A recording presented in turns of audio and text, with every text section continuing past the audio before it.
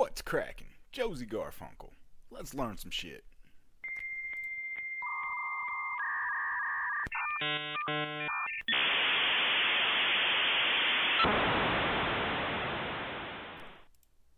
So the first thing you're going to want to do is open up your Steam, head to your library.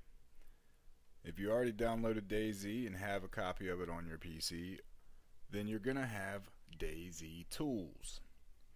If you don't already have it, there's going to be an install button here. If you do already have it, you'll see the launch button here, but we're going to need this. Once we have that, open that up. First thing we need to do is click Tools here and extract the game data. We don't necessarily need it for what I'm about to show you, but you're gonna need it in the future, so let's go ahead and do that because it could take a while.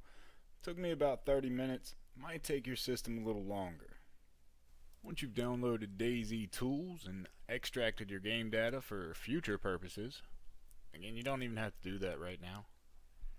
We're gonna come over here, link in the description. This is the Bohemia Interactive GitHub, and we're going to download this zip. Alright. Once we have the zip in our download folder, put that in a place where you can get to it easily. Open it, and you want to pull the folder out of that. Or unzip it. I drag and drop. That's just how my brain functions. Anyway, once we have that, these are our files. Today we're mainly going to focus on this one for now. Now that's our vanilla XML. In this XML, it's telling the game what usages exist, what values exist, churches, water flows, prisons, military tents, all that. It's telling you these are the paints and such. These are just all the thing. Animals, their graze areas, their sleep areas. It's literally everything in the game where loot should be, where animals should be, where zombies should be. All of it. But we're not going to mess with that today. We'll get to all that another day. Right now we just need that file. So we're going to open DayZ tools. And we're going to use Economy Editor. Once you're in there, or in here, load up that file. And we want the Chernarus Plus in this example, but you could open Livonia. And there's that XML that we were just looking at. We're going to open that, and with all the other stuff within that, and within this program combined, we have a map. And as you can see, it's got some stuff highlighted. That was military. And this is again why we have bleed over in a lot of situations. Because instead of just leaving tags to do it, they do this anyway. So we have all those. We don't need to see unique. We're going to focus on the tiers. And we're going to change some stuff. For today's example, let's go ahead and highlight them all to give you an idea. This is the vanilla tier system of Chernarus. 1, 2, 3, and the orange is 4. Now, Skalitsky down here is tier 2, and this little area near Chernogorsk is tier 2, and in the middle of that is a little bit of tier 3. Also, Green Mountain is a little bit tier 3, or all of tier 3. And we are going to change this to tier 4 and remove these tier 4s as an example. Just a basic quick run through on how all this works. We're going to keep all this highlighted just to give you the idea. Well, we can't for what we're doing. We're going to click on the tier that you want to work with. In this case, tier 4 is what I'm working with. And to start with, we're going to remove these. Hit your paintbrush down here. And then if you come over here on the right, or somewhere over here, you'll have a brush tab. Within this brush tab, see this little yellow dot? That's our brush. Don't really have much room to work with, but we'll get to that here in a second. You can make it bigger or smaller. Now, to begin with, by left clicking or regular clicking, you end up having the paint function work. If you hold the right click, you get the erase function. So all we need to do, since our brush is big enough, for this example, right click, and those tier 4 spots in these little towns next to the airfield are now no tier. Well, we don't want that. We want to fill them in. So click on tier 3. Again, you don't have to have all these highlighted, but we're gonna left click and fill those in. Now that we have that out of the way, let's move down here to the Scalitsty Island to where it's currently tier 2. I don't want it to be tier 2, so I'm gonna right click and erase it. I want it to be tier 3 and tier 4. So we're going to make this all painted in with some tier 3. Click on tier 4. And we're also going to add the tier 4 to it. So now we have all of our tiers. We've removed a small section of tier 4s and replaced them with tier 3s. And we now have made Scalitsty tier 4 and tier 3. All we need to do is save and export, and since this is the vanilla one, we don't want to mess with that. We're going to rename this Scalitsty tier 3 4,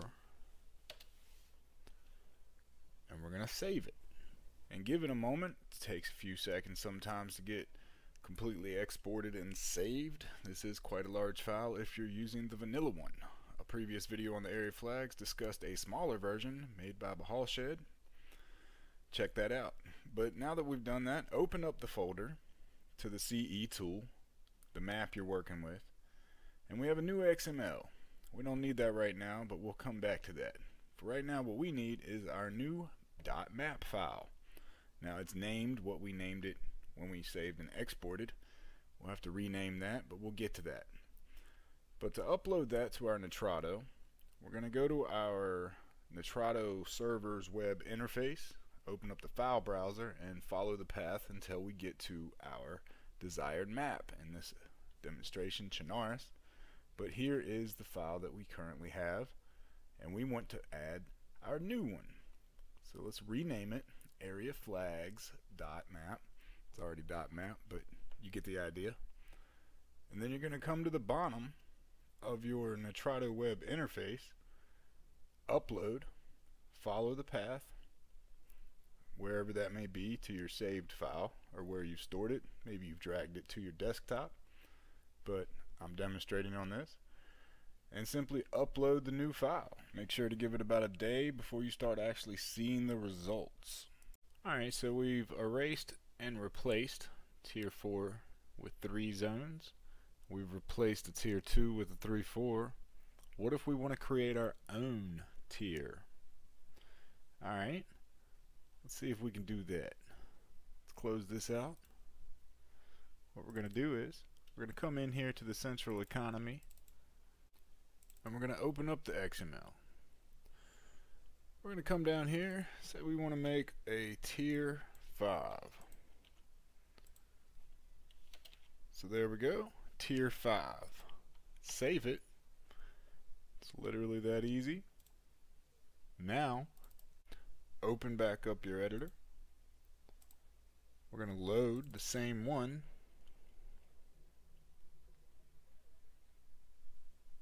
But now we have a tier 5 option. But it's not up here. All we got to do is click for a new one.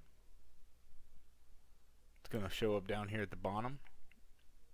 Each one of these is a layer. I guess this is the 36th one. Modify it. Leave this alone. We're just going to rename it over here. Value flag tier 5. That's what we're adding in here. And now we have a new value flag. Click hold and you can drag it to move it. I like bundling it up here with the rest of them, kind of get my ducks in a row. And then we are all set up to paint our new ones. All we have to do is choose our brush size. Since we did Skalitski in 3 and 4, we'll do Prison Island in tier 5, just a quick simple circle, and then rename a new XML, add on the extension, that way we can tell them two apart. And then we're going to go back to our central economy folder, back to the CE tool, the map we're working with, and now we have our new map file. Same process for uploading it to our server as before, only this time we have a new tier. And we got one last step really. We need to come into the limits definition.xml. This is where tags are created for the file system for your economy. We're going to create a tag within there, and then we're going to go to our types file and add that tag to various types that we desire to be within that location. Now it might take you a day or longer to notice the actual effect of the changes that you've made. This is dependent on a lot of things. Your idles, if you want to keep your server running even when no one's on, set your idles in the globals.xml in the DB folder to 0. That way your server continuously runs and you'll get quicker results.